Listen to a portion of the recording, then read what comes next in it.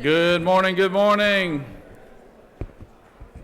The time for convening has arrived.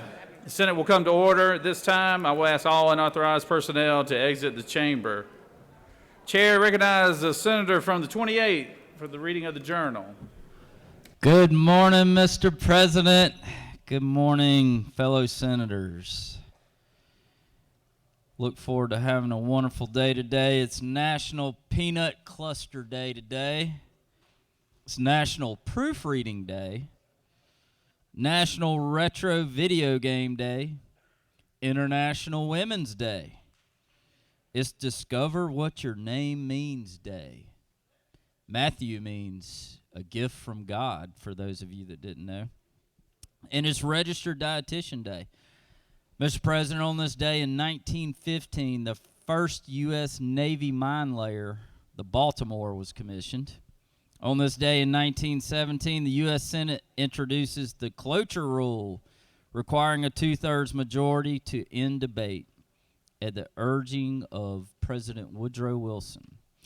Mr. President, we got a fine lineup of pages today, and I am going to go through them. We have Sophia Boulton. We have Jackson Andrews, Sophia Esposito, Kate Metters, Ava Wise, Marcus Daniels, Laura Hewitt, Nikash Namara, Aiden Phillips, former Georgia football quarterback's daughter, Corey Phillips, Ilana Christian. She's a lot better athlete than her daddy ever was, I can tell you that. He was my roommate. That ain't saying a whole lot, but Carrington Long. So y'all thank our pages. We appreciate your work today. All right. Although your All duties right. will be very light today, but I hope you enjoy it and appreciate your service to our great state. Mr. President, the journal has been read and found to be correct. Thank you, Senator, and thank you, Pages, for working today. We always appreciate all the young folks who come down here and volunteer their time. So thank y'all very much, and thank you for recognizing them, Senator. Is there objection to dispensing with the reading of the journal? Chair hears none. The reading of the journal is dispensed with. Is there objection to the confirmation of the journal? Chair hears none. The journal is confirmed. All senators who have bills and resolutions to introduce, please bring them to the Secretary's desk at this time. First reading and references to Senate bills. Senate Bill 291 by Senator Kennedy of 18th, a bill to be entitled an act to amend an act to provide a new charter State for and the city local of government. Forsyth. Senate Bill 292 by Senator Moore of the 53rd, a bill to be entitled an act to provide a homestead exemption from all Catoosa State and County. local government. Senate Resolution 269 by Senator James of the 35th and others, a resolution recognizing and Rules. commending. Senate Resolution 273 by Senator Albers of the 56th and Robertson of the 29th, a resolution creating the Senate EMS Reform Study Committee and for other purposes. Rules. That completes the order, Mr. President. First reading and references to House bills and resolutions. The Secretary will read reports of standing committees. Mr. President, the Senate Committee on Assignments has had under consideration the appointments made by the governor submitted to the Senate on February 13th, 2023 that require Senate confirmation and has instructed me to report the same back to the Senate with the following recommendation: that the appointments be confirmed as submitted. Respectfully submitted, the Honorable Burt Jones, Chairman. The Senate Committee on Education and Youth has had under consideration the following legislation, has instructed me to report the same back to the Senate with the following recommendation: House Bill 402 do pass. House Bill 147 do pass. Respectfully submitted, Senator Dixon of the 45th District, Chairman. The Senate Committee on Health and Human Services has had under consideration the following legislation, has instructed me to report the same back to the Senate with the following recommendation: House Bill 85 do pass. House Bill 203 do pass. House Bill 332 do pass. House Bill 440 do pass. Respectfully submitted, Senator Watson of the 1st District, Chairman. Mr. President, the Senate Committee on Regulated Industries and Utilities has had under consideration the following legislation, has instructed me to report the same back to the Senate with the following recommendation: House Bill 155 do pass. Respectfully submitted, Senator Cowsert of the 46th District, Chairman. The Senate Committee on SLOGO has had under consideration the following legislation, has instructed me to report the same back to the Senate with the following recommendation: House Bill 569 do pass. House Bill 580 do pass. House Bill 586 do pass. Respectfully submitted, Senator Ginn of the 47th District, Chairman. That completes the order, Mr. President.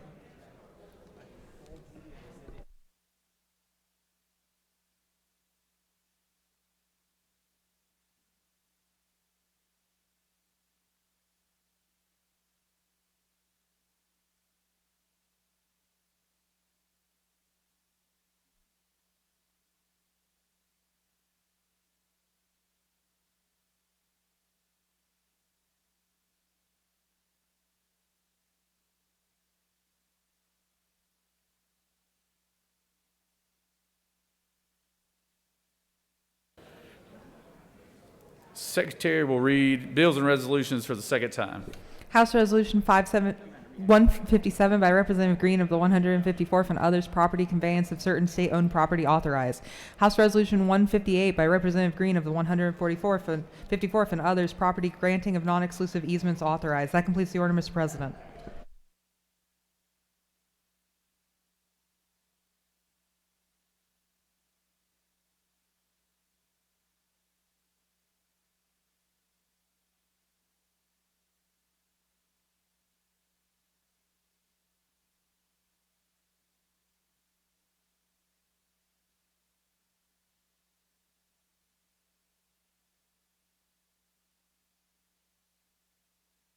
It is now time for the morning roll call. Are there any motions to excuse? Senator from the 47th. Thank you, Mr. President. I ask for unanimous consent to excuse the senator from the 52nd. Without objection, Senator from the 52nd is excused. Senator from the 31st.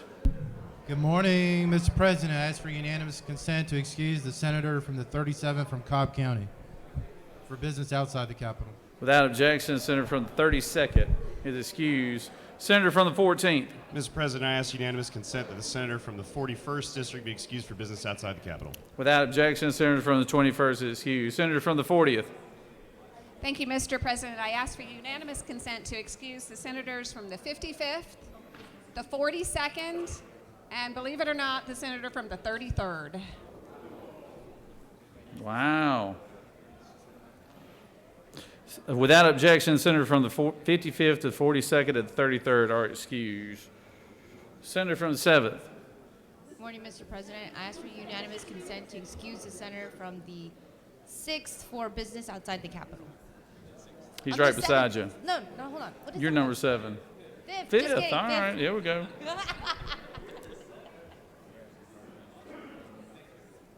Oh, you're not getting them?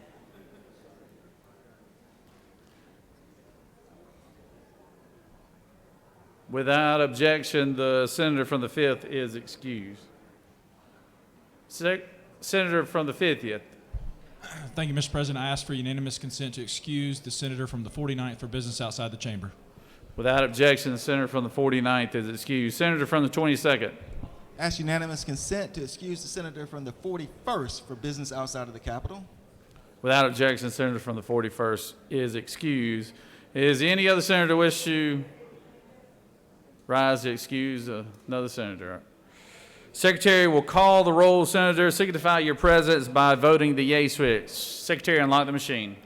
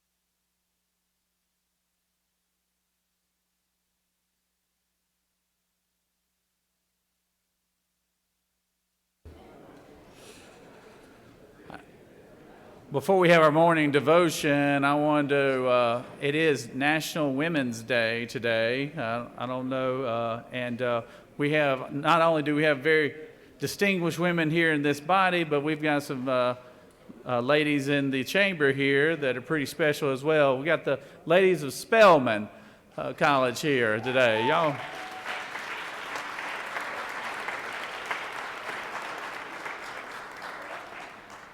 It's always good to have the ladies of Spelman here today.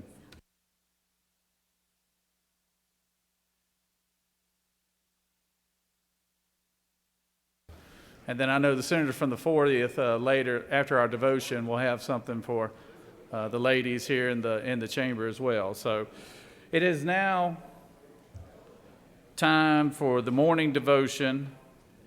All senators, please take your seats and cease all conversation. I would ask that the doorkeepers secure the chamber at this time. And I will recognize my good friend from Habersham County, Senator from the 50th, to lead us in our pledge and introduce the chaplain of the day. Senator.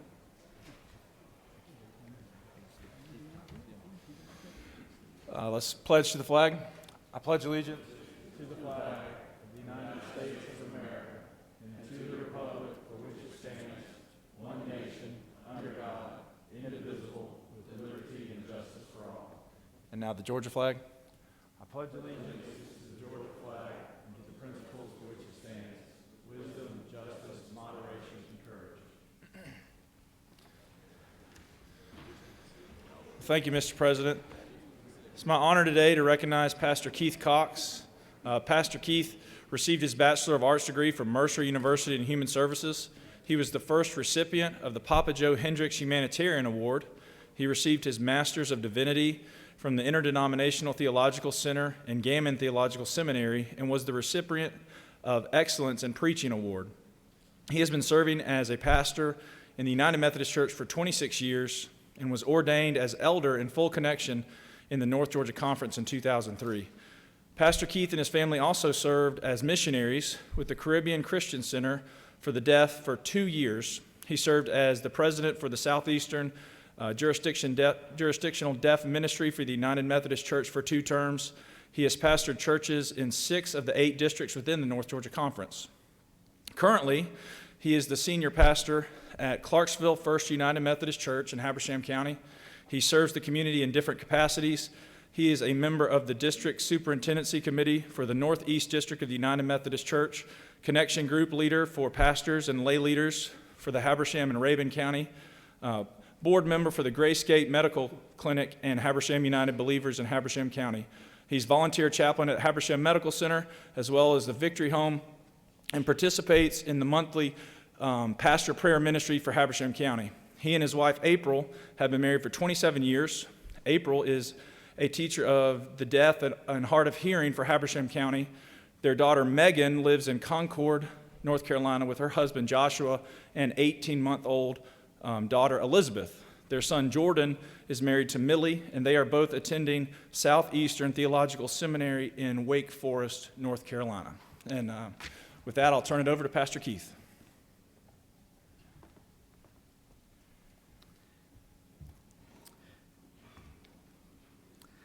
I want to start by thanking God for giving me this opportunity to speak today. I want to thank my family for their prayers and support. I also want to thank Lieutenant Governor, Mr. President Burt Jones, for having me, Secretary of Senate, Mr. David Cook, and I'm extremely grateful and thankful for Senator Bo Hatchett for inviting me to be here today. Members of the Senate, it's such an honor and privilege to be invited to be a part of this time-honored tradition of the Georgia Senate to serve as chaplain of the day. I want to read to you from Isaiah 38, verse 1. In those days, Hezekiah became ill and was at the point of death. The prophet Isaiah, son of Amos, went to him and said, "This is what the Lord says. Put your house in order, because you're going to die. You will not recover." Hezekiah turned his face to the wall and prayed to the Lord, "Remember me, Lord. I have walked with you before faithfully and with you wholehearted devotion, and have done what is good in your eyes." And Hezekiah wept bitterly. Before Isaiah had left the middle court, the word of the Lord came to him, "Go back and tell Hezekiah, the ruler of my people, this is what the Lord, the God of your father, says. I have heard your prayer. I have seen your tears. I will heal you. On the 3rd day from now, you will go up to the temple of the Lord. I will add 15 years to your life. I will deliver you and this city from the hand of the king of Assyria. And I will defend this city for my sake and for the sake of my servant David." Sounds like a happy story. 15 more years to live. So what's wrong with that? Well, the next chapter, Isaiah goes back to Hezekiah and says this, "Hear the word of the Lord. The time will surely come when everything in your palace and all that your predecessors have stored up until this day will be carried off to Babylon.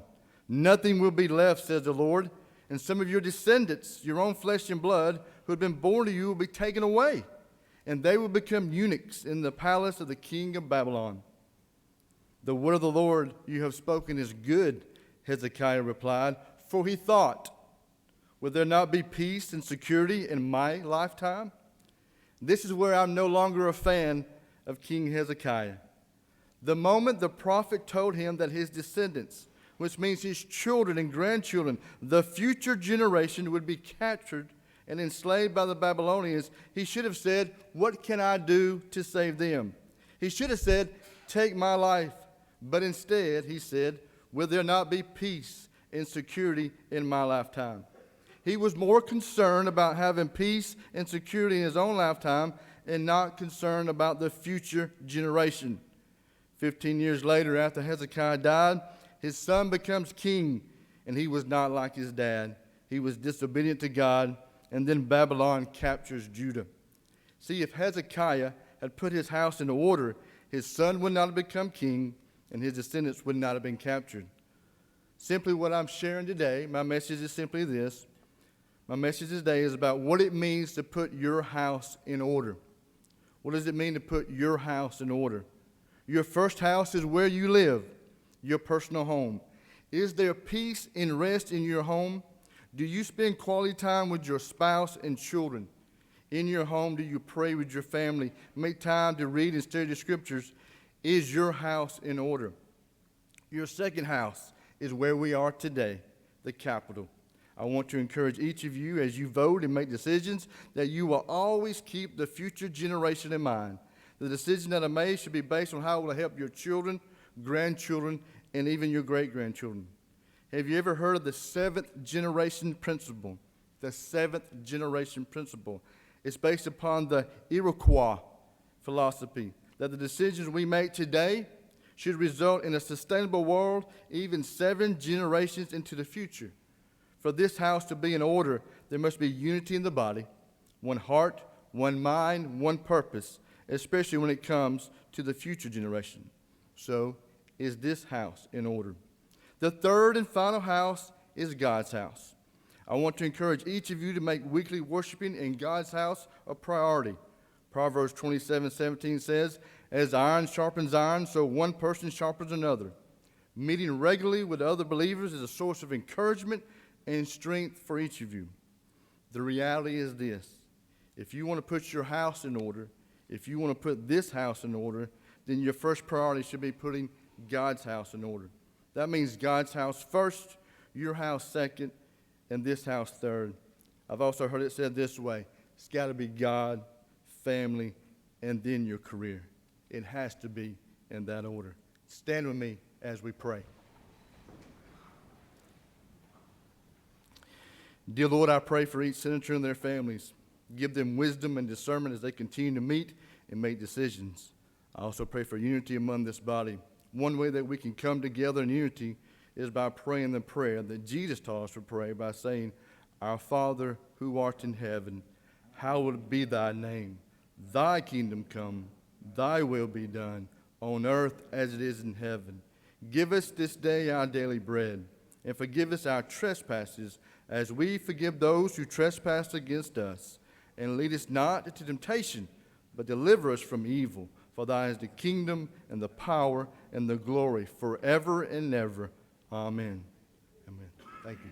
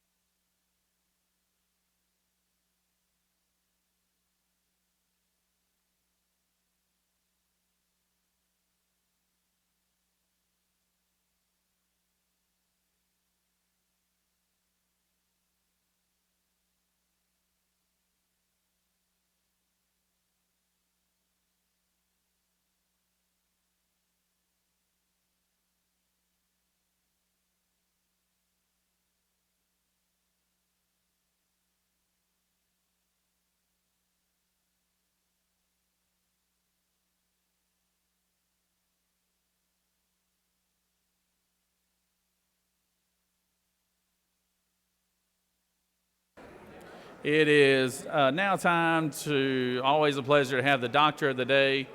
Obviously, these physicians volunteer their time and come down here, and we love having them down here. But I'll call on the senator from the 24th to introduce our doctor of the day. Thank you, Mr. President. It gives me an honor to introduce the doctor today, Dr. Ray. Dr. Ray graduated from the College of Charleston. Then he graduated from the Medical University of South Carolina. And then he practiced pharmacy in Aiken, South Carolina. And then he finally got smart, and he graduated from AU in Augusta, Georgia.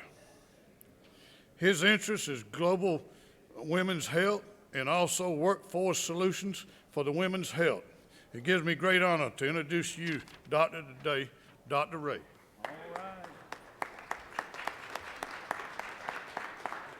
Thank you very much, Senator Anderson, Mr. President, members of this distinguished Senate. It's an honor for me to serve as Doctor of the Day once again, and especially since it's National Women's Day. So I just want to say thank you again, and hopefully I'll be back in the office very soon. Thank you.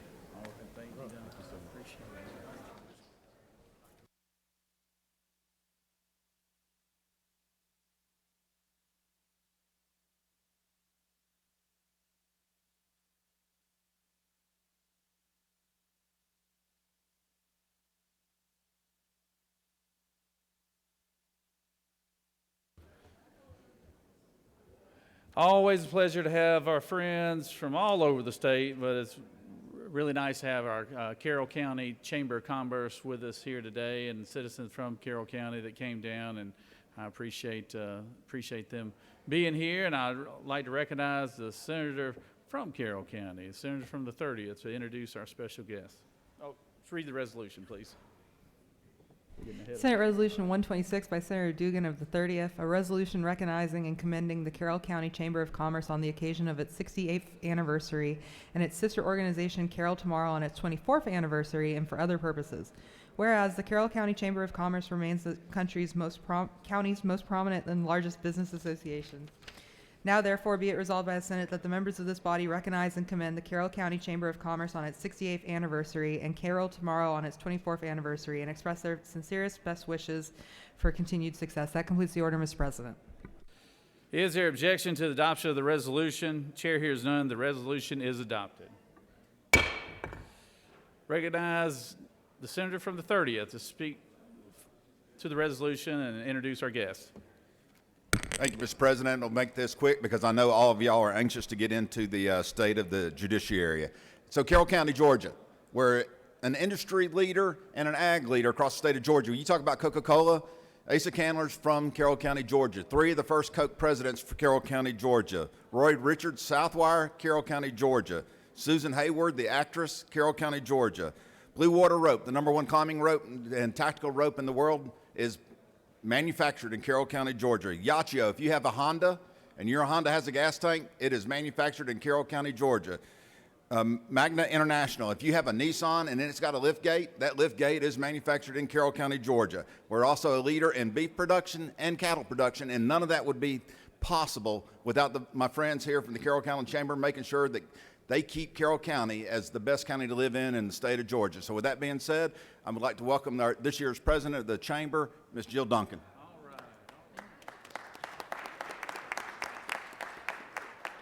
It's an honor to be here. Thank you so much for having us. I appreciate it. That's why she's president. Thank you. I need some of these senators need to go there.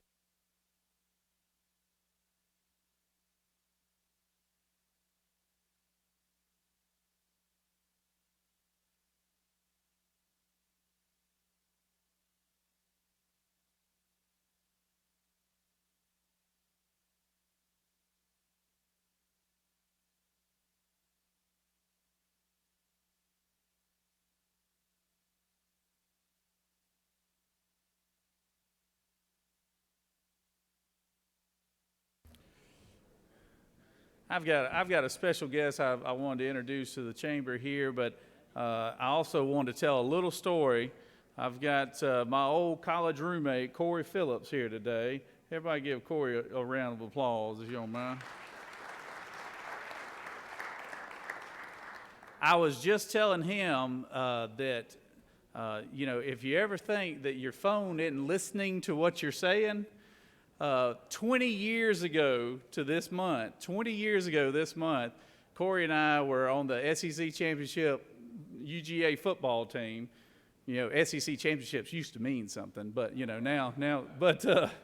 but we were on the 2002 championship team, and we came down to Atlanta, Georgia, 20 years ago this month, to be recognized for winning the SEC by a local state senator named Senator Brian Kemp, who introduced us, and the lieutenant governor at the time was Mark Taylor. So I thought that was an interesting story. Corey's daughter is paging right now. So, but it is funny how things seem to always come full circle. But anyways, I thought that was an interesting story, and we had, like I said, Senator, now Governor Kemp, introduced us, and we were standing up here.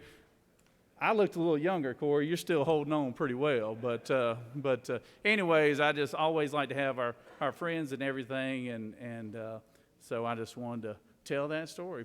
So it was on my heart to tell. So now,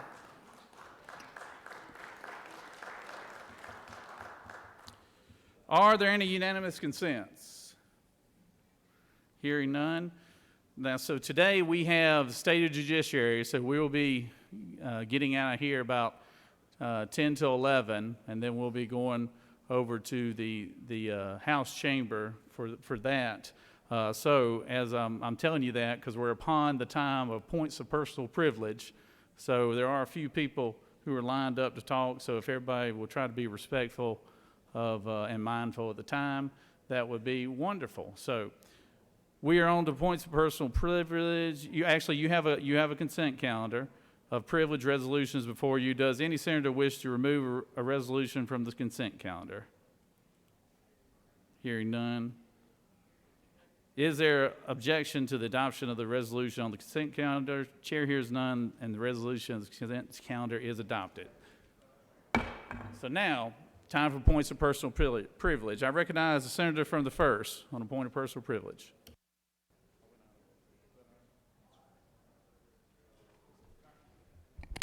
Thank you, Mr. President. I'll be brief. I just wanted to recognize in the audience or in the gallery above those folks with HCA.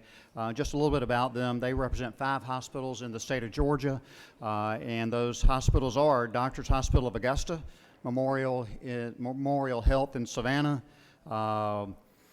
Memorial Satilla down in Waycross, Fairview Park, in Dublin, and I left off Memorial Health in Meadows, Vidalia. So just a little bit. HCA Healthcare Georgia has over 8,600 employees, 1,300 physicians work in the state, and they've invested over $1.1 billion in the total state investment, provided more than $127 million in uncompensated care.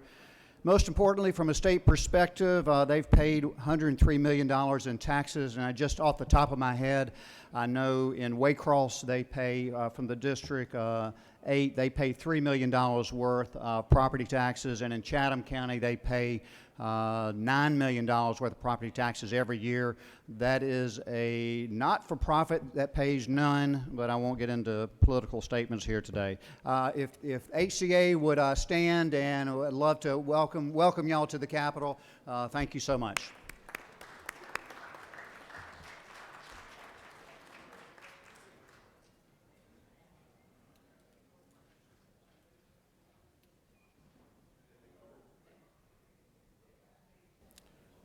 Recognize the senator from the 40th.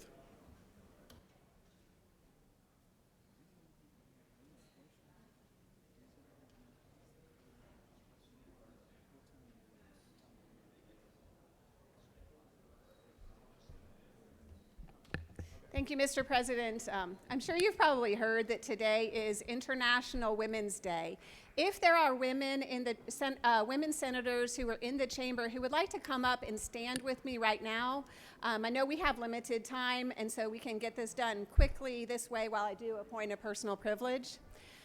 This morning over at the Freight Depot, the Women's Legislative Caucus honored 33 women who are public servants in our communities. The theme of the event was mental health, taking care of yourself and others. After this pandemic, we really have a mental health crisis in our country.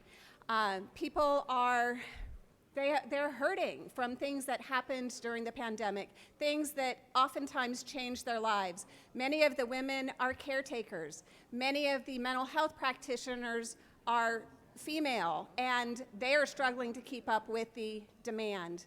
We have a number of these honorees who are up in the chamber. So if you were an honoree from this morning, would you please stand up so that we can applaud for you?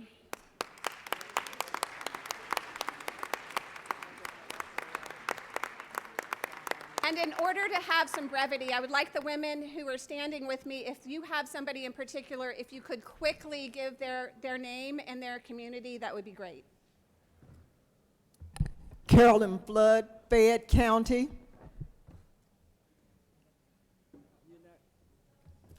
Archie Emerson, Clayton County. Shanae Motley, Albany, Georgia. Dr. LaCleisha Izzard, Newton County, Professional Mental Health Specialist of Shekinah Incorporated. Okay, thank you. So these beautiful yellow roses in my arm are for the Lieutenant Governor's lovely wife, because just like when you're a preacher's spouse, your spouse's job becomes your own. And I know that has been the case for our Lieutenant Governor's wife. So I'm going to go up and I'm going to give these flowers to the Lieutenant Governor, but I told him earlier he has to promise to tell his wife that these are from the Women's Legislative Caucus, not himself. Thank you, Mr. President. She'll think I did something if I don't tell them it's from y'all. We Thank would- y'all so much. Thank you, ladies. We would simply add that the yellow rose commemorates suffrage for women, which was achieved in 1929, and the yellow rose is a symbol of that, because those in the legislatures who were voting on this state by state wore a yellow rose if they favored women's suffrage. That is why you will see the yellow rose appear at least once a year on your desks. Thank you. Thank you, senators.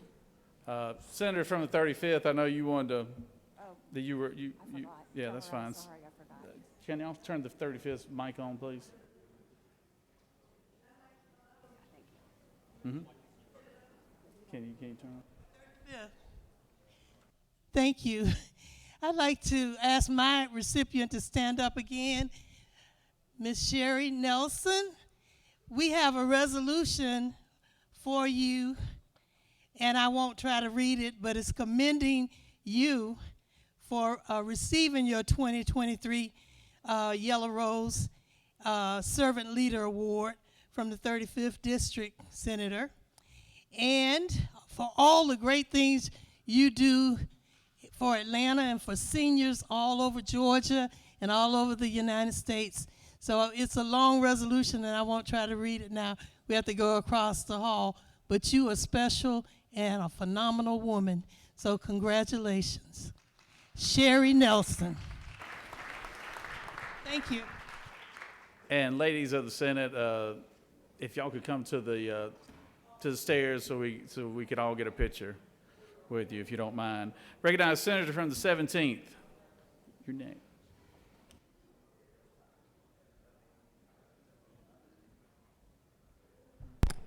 Thank you, Mr. President. Just want to make an announcement that your municipal court judges are downstairs, the Council for Municipal Court Judges, in room 230. If you have time to go see them before or after the State of Judiciary, they're there till noon today. Thank you.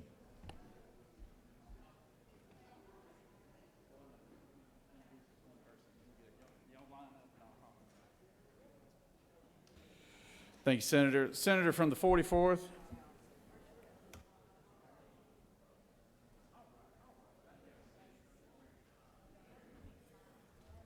Thank you, Mr. President. Colleagues, it is Spelman College Day at the Capitol. We have 3 former graduates of Spelman to serve in the House, and you have 1 now in the Senate. We are here to first welcome the 11th president of Spelman College, who will lead this institution to greatness, Dr. Helena Gale. Please give her a hand. She is a physician, and you all probably know her when she led CARE International.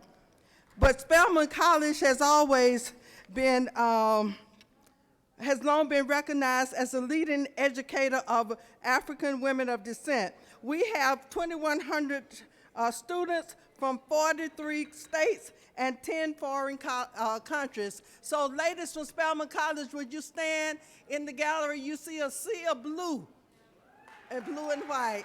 Thank you so much for being here. I yield the way, Mr. President, and thank you.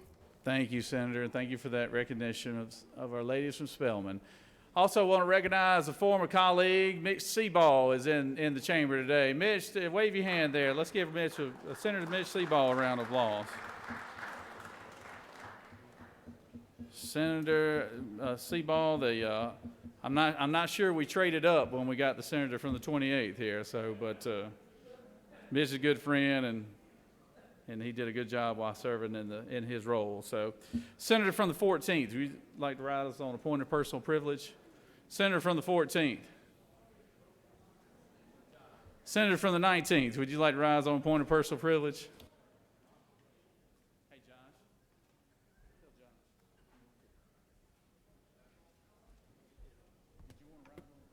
Hey, Senators, thank you for the opportunity to speak to you. Just a reminder, today the House passed out the FY24 budget out of committee. Please study it when you have a chance, and if there's any questions you have or things that affect your district, let us know. Subcommittee chairs, the House knows that we're in a pinch for time. We've got, I think, 11 days left after today. So the subcommittee chairs on the House, Chairman Hatchett has asked them to talk with you, let you know what's going on in your budgets, because we're already meeting on budgets that don't have their numbers, and we really can't add their numbers in until after the entire budget passes the House. So do be expecting their calls. If you've got any questions about that, please don't hesitate at all to call me. And also want to tell Chairman Hatchett, thank you so much for helping us get a little bit ahead of the game and allowing his subcommittee chairs to meet directly with ours. Thank you, Mr. President. I yield the will. Thank you, Senator, and thank you for all your hard work, and thank you, the staff in particular, for all their hard work, and did a great job with the budget, as always. Recognize the Dean of the Senate, Senator from the 15th, on a point of personal privilege. Thank you, Mr. President. On behalf of the Senator from the 29th, I would like to remind you that this is Columbus Day. On behalf of the Chamber of Commerce, the mayor, the members of the council, and Columbus State University, we thank you for everything you do each and every day. A lot of times you don't get the thanks you deserve. You work hard and you do great jobs, and we just want to commend you for that. And thank you for what you do, not only for Columbus, Georgia, but for the entire state of Georgia, always in good standing. God bless you, and thank you for what you do. Appreciate it. Thank you, Senator. And also I'd like to mention the cups on your table, as well as the Georgia Legislative Black Caucus T-shirts as well, I've been told to say. Thank you very much. Appreciate it, Mr. President. All right. Good job. Good job. Thank you, Senator. I recognize Senator from the 45th.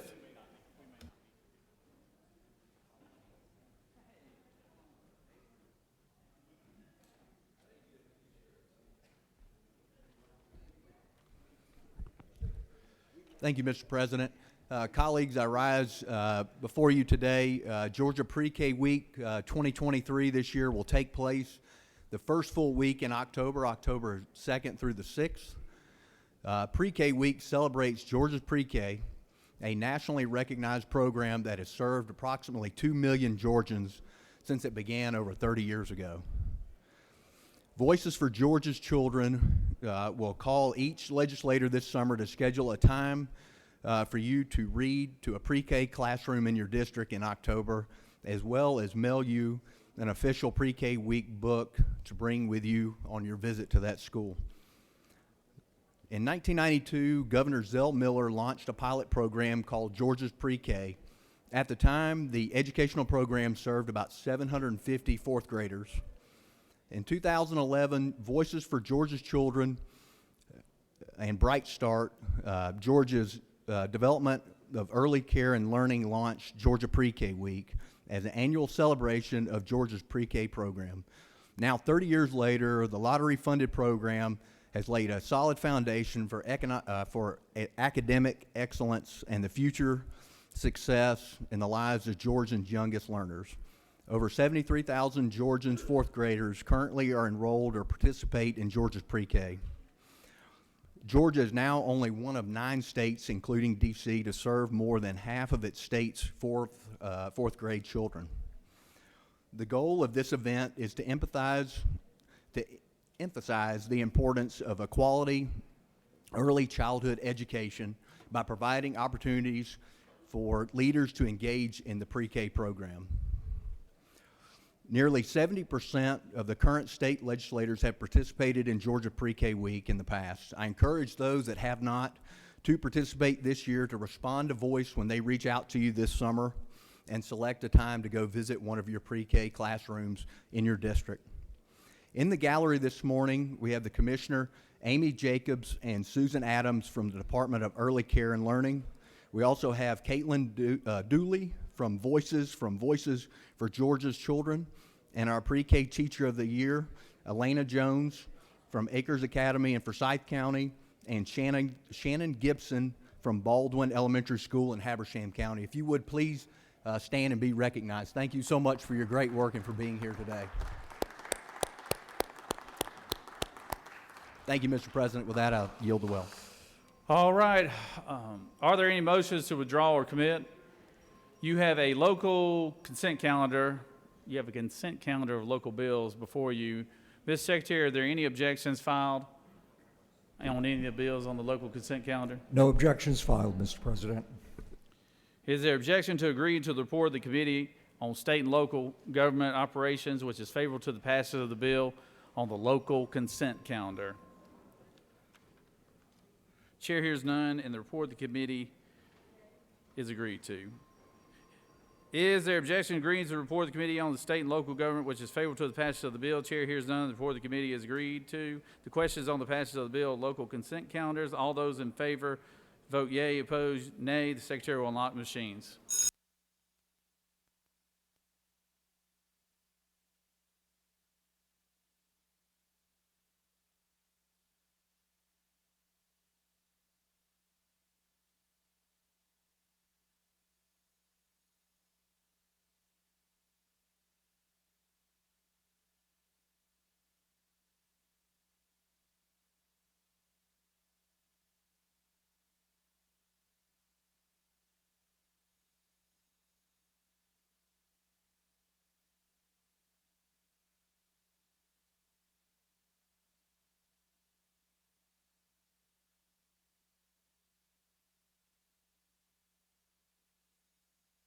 Recognize the senator from the 27th.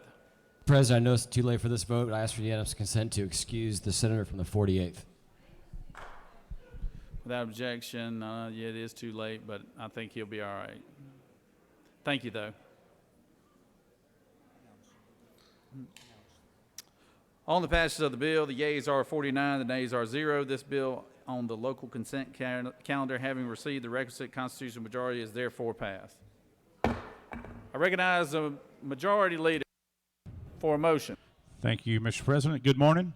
I move that pursuant to House Resolution 280, the Senate stand in recess for the purpose of convening a joint session to hear an address from the Chief Justice, and that upon dissolution of the joint session, the Senate stand adjourned until 10 a.m. Thursday, March 9th.